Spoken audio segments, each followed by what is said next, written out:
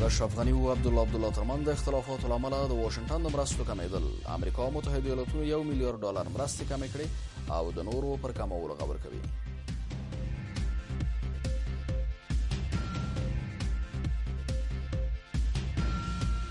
حذف یا کنسل شدن کمک‌های خارجی به افغانستان میشه. من فکر میکنم مسئولیتش بیشتر متوجه کسایی است که در این پروسه انتخابات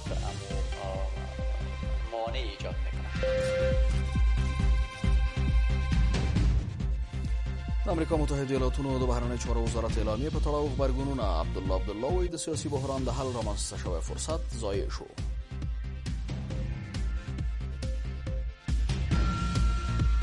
باطل شدن اعلام نتایجی که تقلبی بوده هستند و همچنان بررسی این مورد بوده و نکته سوم هم داشتن یک حکومت همشمول پیشنهاد تیم ثبات همگرایی است.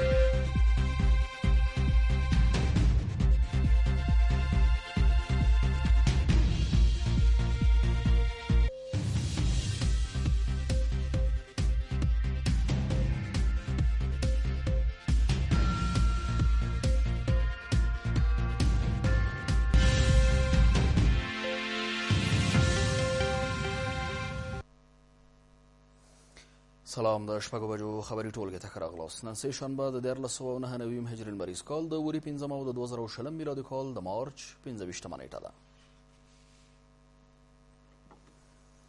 د هم پوره خبرونه بیان سید ادریس سادات. امریکا متحده ایالات وایي د اشرف غني او عبدالله ترمنځ د اختلافاتو له امله له افغانستان سره $1 میلیارډ مرسته کموي.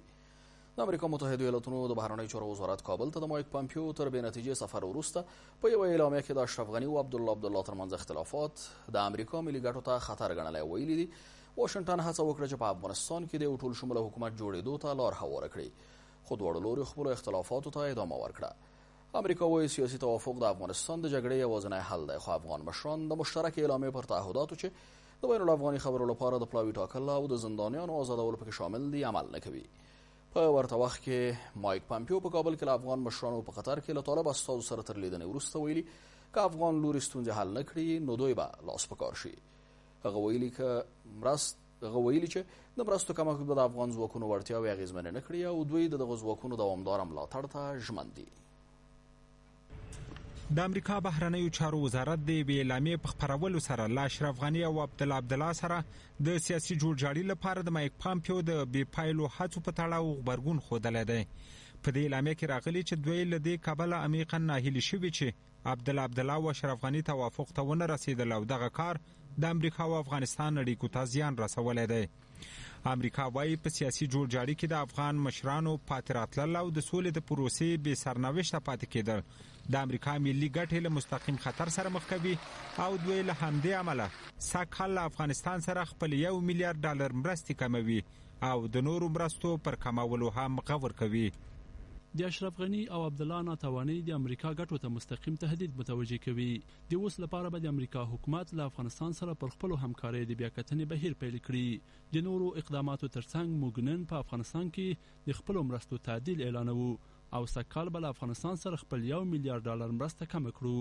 موږ همداراز پر خپلو ټولو پروژو او پروګرامونو د بیاکتنې بهیر هم پیلوو څو د نورو مرستو کموالی مشخص کړو. امریکا وایي د عبدالله غني کړنې هغو کسانو ته سپکاوی دی چې افغانستان کې قرباني ورکړي دي.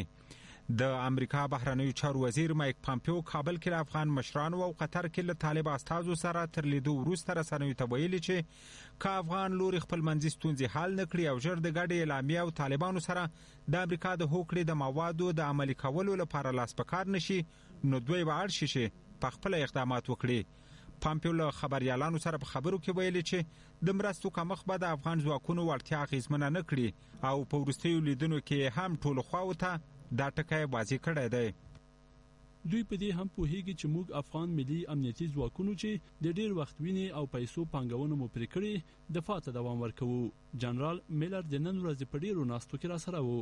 دا مو واضح کړ چې د افغان امنیتي ځواکونو د ملاتړ لپاره ټولو اړینو کارونو ته دوام ورکوو. مرکزی ټکی همدا دی مذاکرات باید د افغانستان دغه مهم بنسټ یعنی د افغانستان د ملي دفاعي او امنیتي ځواکونو شالید ته په کتو ترسره شي.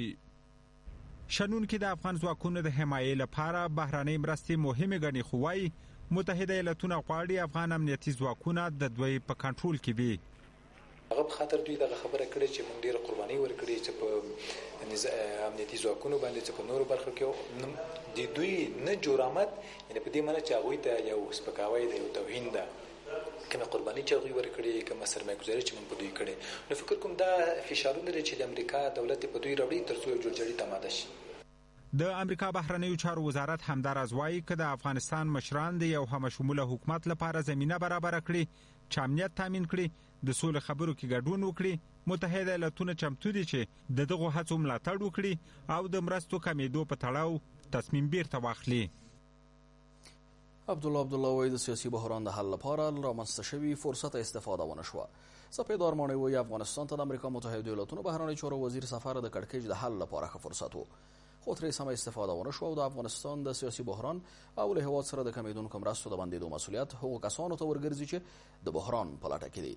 د چارو شنونکي وایي د ټاکنیز کړکېچ له امله د مرستو بندېدل یوه فاجعه ده او تر ډېره مسؤلیت هغو کسانو ته ورګرځي چې د بحران د حل فرصتونو استفاده نه کوي. د ملي شورا غړي روان وضعیت د اندېښنې وړ بولي او وایي د سیاسي مشرانو د اختلافاتو له امله د نړیوال اقتصادي فشارونو قیمت عام افغانان پرې کوي.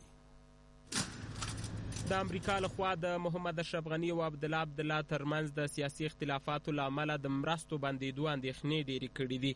سپیدار ماڼۍ په یوه اعلامیه کې وایي چې کابل ته د امریکا د بهرنیو چارو وزیر سفر د روان بحران د حل لپاره ښه فرصت رامنځته کړی و، خو له دې فرصت نه سمه استفاده ونه شوه. عبدالله ته نږدې کسان وایي چې دوی ته قلبي رایو د باطلېدو او د همشموله حکومت د جوړېدو وړاندیز کړی و چې مقابل اړخ ونه مانه او بنبست مات نشو. باطل شدن اعلام نتایجی که تقلبی بوده هستند و همچنان بررسی این مورد بوده و نکته سوم هم داشتن یک حکومت همشمول. پیشنهاد تیم ثبات همگرایی است که تا هنوز متاسفانه از سوی تیم مقابل آنچنان لبیک برش گفته نشده که این بنبست همچنان ادامه ده. د چارو شنونکي وایي چې د عبدالله او اشرف غني ترمنځ انتخاباتي جنجالونه چې له امله یې په افغانستان اقتصادي مرستې بندیږي یوه ستره فاجعه ده. دوی وایي چې د دې مسؤلیت دواړو ته ورګرځي.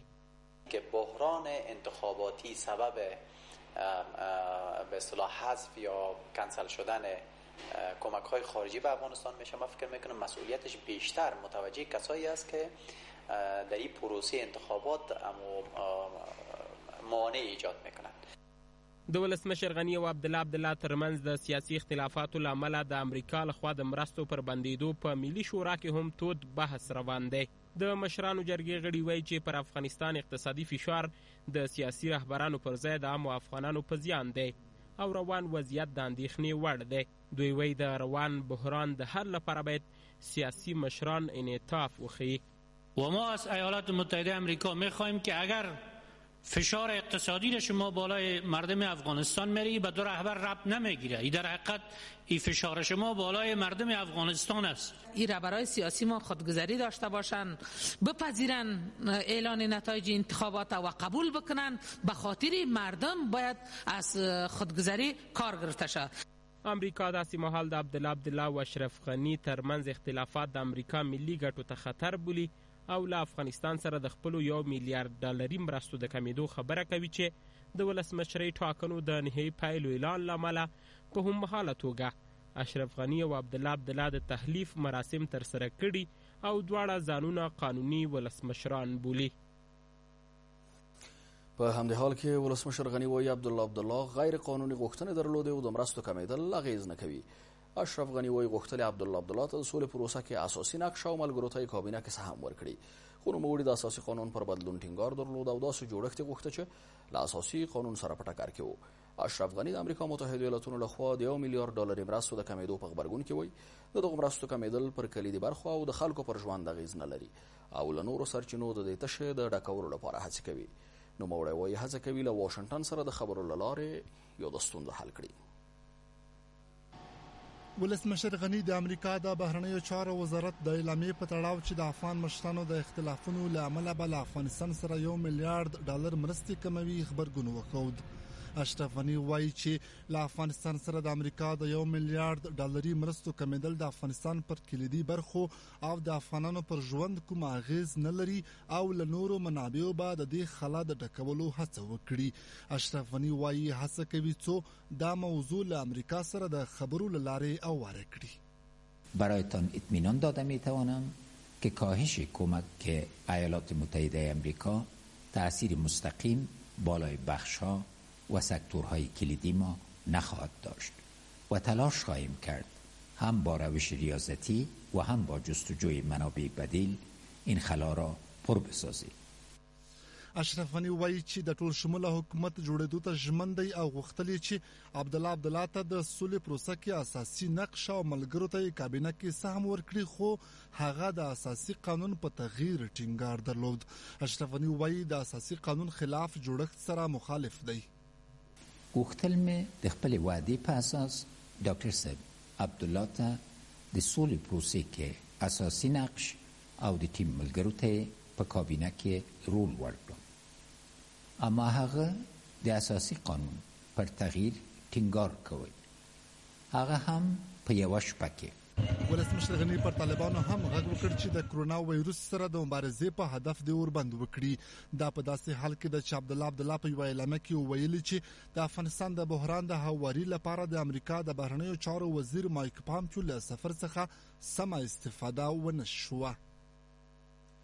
د امریکا متحده ایالاتونو د بهرنیو چارو وزیر له ملا عبدالغني برادر سره د سولې هوکړې پر تطبیق خبرې کړې دي. د وسلوالو طالبانو د قطر دفتر وایند وی په دې لیدنه کې د بندیانو پر خلاصون سربیره پر دې ټینګار شوی چې د هوکړې عملي کېدل به د بین الافغاني مذاکراتو پایل او راتلونکي سیاسي نظام دایمي سولې اوربند ته لاره هواره کړي. د ملي شورا غړي او د چارو شنونکي پر ولسمشر غني او عبدالله نیوکه کوي چې د دوی ترمنځ سیاسي جنجال او د بندیانو خلاصون موضوع پر سر رامنځته شویو اختلافاتو د سولې پروسه زیانمنه کړې. دوی له کابل څخه دوحې ته د مایک پامپیو سفر په تړاو وی واشنگټن اوس وسلوالو طالبانو ته د یو مهم لوري په توګه حیثیت ورکوي. په کابل کې د سیاسي جوړجاړي حل وزلو بې نتیجې پای ته رسیدو وروسته د امریکا د بهرنیو چارو وزیر مایک پامپیو قطر ته د سفر پر مهال د طالبانو سیاسي مرستیال سره لیدلی دي. د طالبانو د قطر دفتر وایي چې د ملا برادر او مایک پامپیو په مشرۍ د دواړو طرفونو ترمنځ په دې ملاقات کې د سولې توافقنامې پر تطبیق، د بندیانو چټک خلاصون او ځینو نورو مسایلو باندې خبرې شوې دي. سهیل شاهین په خپل ټویټر باندې لیکلي چې د توافقنامې تطبیق سره به افغانان په بین الافغاني مذاکراتو کې د راتلونکي سیاسي نظام په شمول دایمي سولې او اوربند ته ورسیږي او امریکایي اړخ ډاډ ورکړی چې سرتیري د وتلو په حال کې دي. دواړو خواو د توافقنامې په لاخه تطبیق او د بندیانو په چټک خلاصون خبرې وکړې. سو بین الافغاني مذاکرات پایل او افغانان د توافقنامې مطابق د راتلونکي سیاسي نظام په شمول دایمي سولې او اوربند ته ورسیږي. د ملي شورا غړي پر ولسمشر غني او عبدالله نیوکه کوي چې سیاسي اختلافاتو او ځان غوښتنو یې د سولې پروسې د بریالیتوب مخه نیولې ده. دوی وايي خپلمنځي سیاسي اختلافات د دې سبب شوي چې بین الافغاني مذاکرات وځنډیږي او په پرله پسې ډول د فرصتونو ضایع کول به د نورو بحرانونو لامل شي. وزیر خارجه آمریکا آمده بود میخواست که این تنش سیاسی را حل بکنه و یک فرصت بود برای آقای غنی، اما متاسفانه این فرصت از دست خود داده و همون خودخواهی‌های و همون خودکامگی‌های اشرف غنی باعث از این خواهد شد که افغانستان باز به یک بحران دیگه پاد رفت. که دوی په خپل منځ کې د منګ او تاسو د دواړه ډاکټر صاحبان لکه ډاکټر صاحب محمد اشرف غنی او ډاکټر صاحب عبدالله که په خپل منځ کې دوی سره جوړ وای نو اوس به د صلح بین الافغاني خبرې هم شروع شوې وي چې مشکل ټول ختم شوی و، صلح ته خبره رانږدې شوې وه، خو صرف د دوی د بې اتفاقۍ له وجې نه چې دوی سره بې اتفاقه دي، دلته د بندیانو تفاهم هم نه سره به جوړ راځي، خو بندیان به یې خوشي کړي وو، د بین الافغاني خبرې به شروع وي. په ورته مهال د چارو شنونکي وایي د افغان حکومت او متحده ایالاتو ترمنځ د وروستي اختلافاتو تر شا اساسي عامل د 15,000 طالب بندیانو نه خوشي کول دي او که دا مسئله حل نشي د اختلافات به نور هم جدی شي. اصلا ایالات متحده امریکایی فشار بالای دولت افغانستان وارد کرده به خاطر عدم رهایی 5,000 زندانی طالبان توسط دولت افغانستان که جزء اساسی توافق صلح ایالات متحده با طالبان بوده.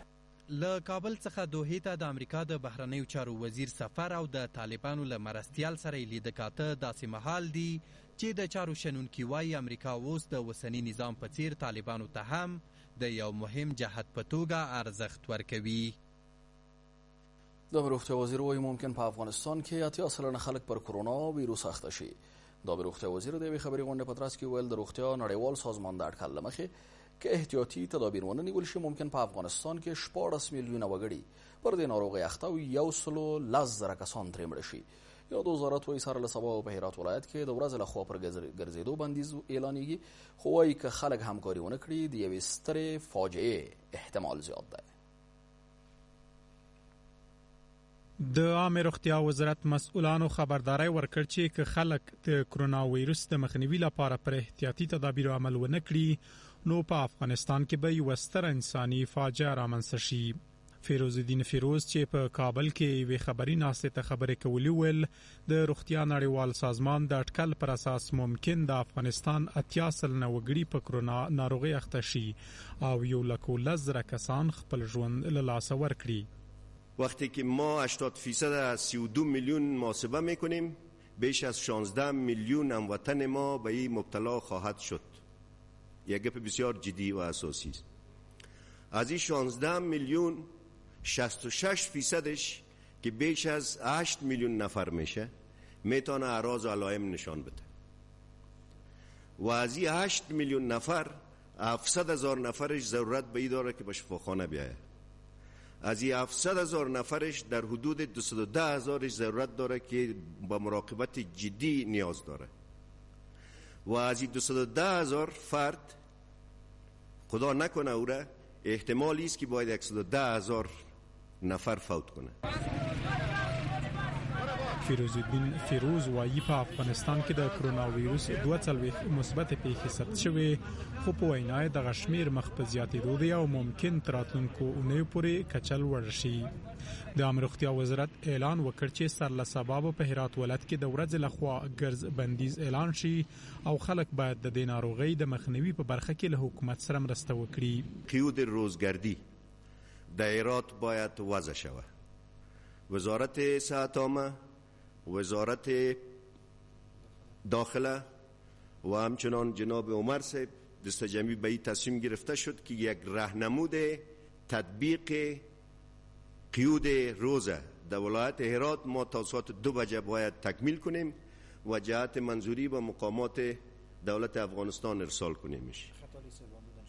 شورای امنیت هم جزش که بعد از فردا انشالله ما باید بندیزه روزبندی توقف افراد در شهر خصوصا در هرات باید عملی بکنیم.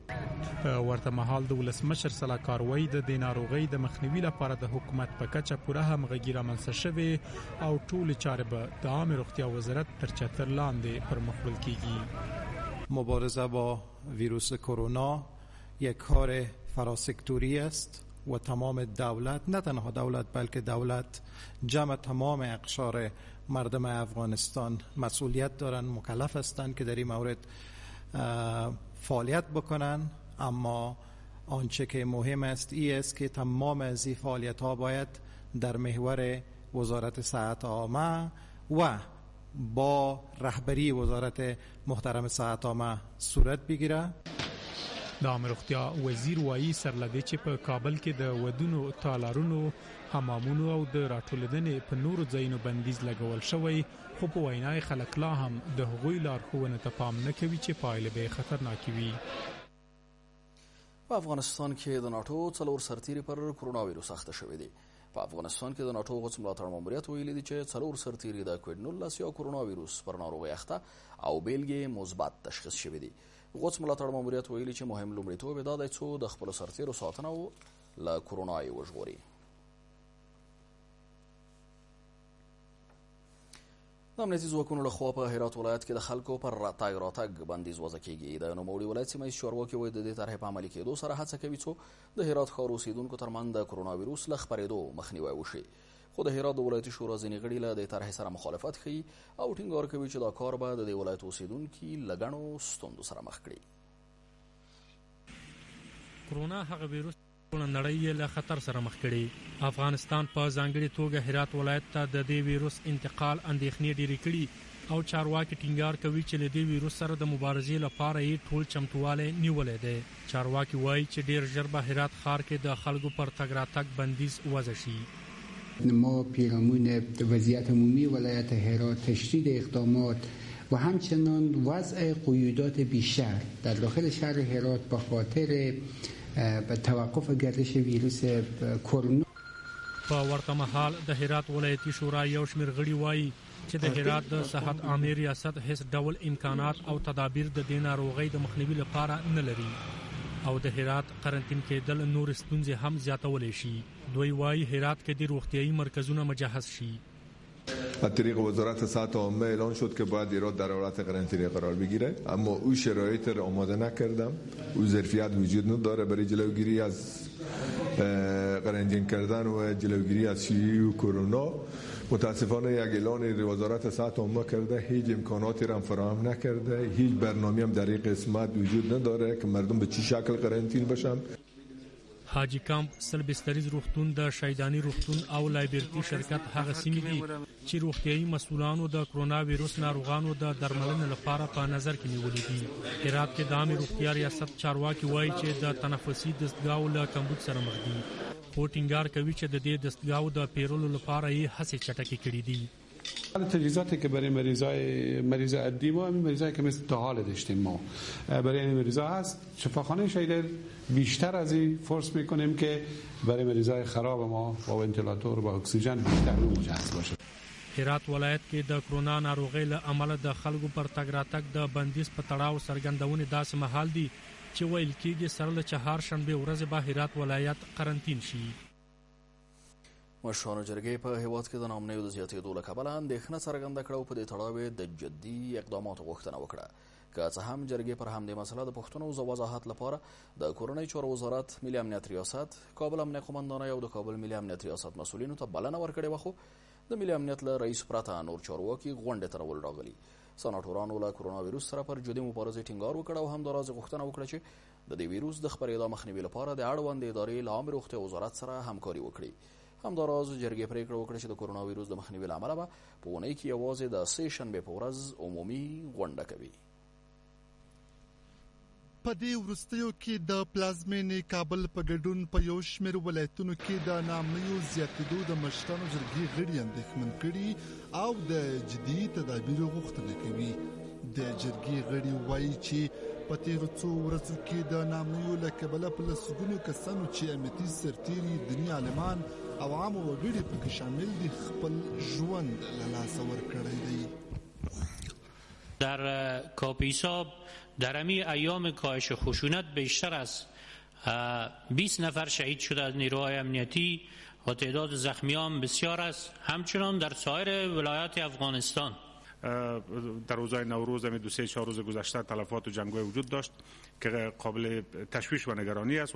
ورځ په ورځ حالات د کابل ډیر خراب خاصه د خوشحال خان د منځ کې که څه هم جرګې پر همدې مسله د پوښتنو او وضاحت لپاره د کورنیو چارو وزارت، ملي امنیت عمومي ریاست، کابل امنیه قومندانۍ او د کابل د ملي امنیت ریاست مسؤلینو ته بلنه ورکړې وه، خو د ملي امنیت له رئیس پرته نور چارواکي غونډې ته نه ورغلي چې د جرګې د لومړي مرستیال په وینا که چیرې د کورنیو چارو وزارت سرپرست راتلونکي غونډې ته حاضر نشي نو څارنوالۍ ته به یې ور وپېژني. وزیر داخله با وزارت داخله به صراحت گفته شود که در برابر فیصله مجلس تمرد کرده، بی‌اعتنایی کرده، اگر هفته آینده نبیاید به څارنوالۍ معرفی شود. سناتورانو د نورو امنیتي مسؤلانو له حضور پرته د ملي امنیت رئیس هم غونډې ته ونه منه او د دوی د پریکړې په اساس دغه ادارو چارواکي به د راتلونکي سې شنبې په ورځ د جرګې غړو ته د امنیتي وضعیت په تړاو وضاحت ورکړي. سه شنبه کلگیش مجلس بیا درست شو بخیر. سناتورانو په هیواد کې د کرونا وایروس د خپرېدا د مخنیوي په هدف د عامې روغتیا وزارت لخوا نیول شوي ترتیبات کافي ونه بلل او د لا ډیرو تدابیرو غوښتنه وکړه. د جرګې غړو ټینګار کاوه چې د کرونا سره د مبارزې لپاره د ولسمشرۍ ماڼۍ د عامه روغتیا وزارت وړاندیزونو ته مثبت ځواب ووایي چې په وینا یې له دغه وایروس سره سلیقوي او سیاسي چلند به په هیواد کې لوی ناورین رامنځته کړي. در شفاخانه فقط 4 تا چپرکت است، حتی مواد ضد عفونی نیست، روجایی نیست، هیچ امکاناتی نیست. به این خاطر وزیر یک گپ میگه، مشاورش دیگه گپ میگه. وزارت صحت عامه پیشنهاد قرنطینه ولایت ایرات میکنه و مشاور ارشدش مسائل رد میکنه. د غراز جرګې پریکړه وکړه چې د کرونا وایروس د مخنیوي له کبله به په اونۍ کې یوه ورځ د سه شنبې په ورځ عمومي غونډه کوي.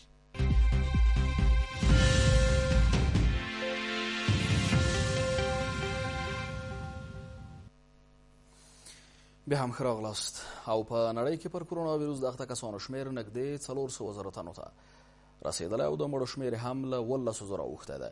دغه ناروغۍ په چټکۍ سره خپرېدونکې ده او د ملګرو ملتونو د ارقامو له مخې وروستۍ 100,000 پیښې یوازې په 4 ورځو کې ثبت شوي دي. د ریپورټونو له مخې د کرونا د ټولو ثبت شویو پیښو تر نیمایي ډېرې اوس اروپا کې دي او په دې لویه وچه کې هم ایټالیا او اسپانیا تر ټولو ډېر ځپلي دي. تازه د روغتیا نړیوال سازمان خبرداری ورکړی چې تر چین، ایټالیا او ایران وروسته امریکا متحده ایالات د دې ویروس پر بلې نړیوالې مرکزي نقطې بدلیدای شي. د ملګرو ملتونو د روغتیا نړیوال سازمان د ارقامو له مخې کوویډ-19 یا کرونا ویروس اوس د نړۍ هر هیواد ته رسېدلی دی. په همدې حال کې د 2020 میلادي کال نړیوالې اولمپیکي سیالۍ چې ټاکل شوې وه په جاپان کې ترسره شوې وای د کرونا ویروس له امله د یو کال لپاره وځنډېدې.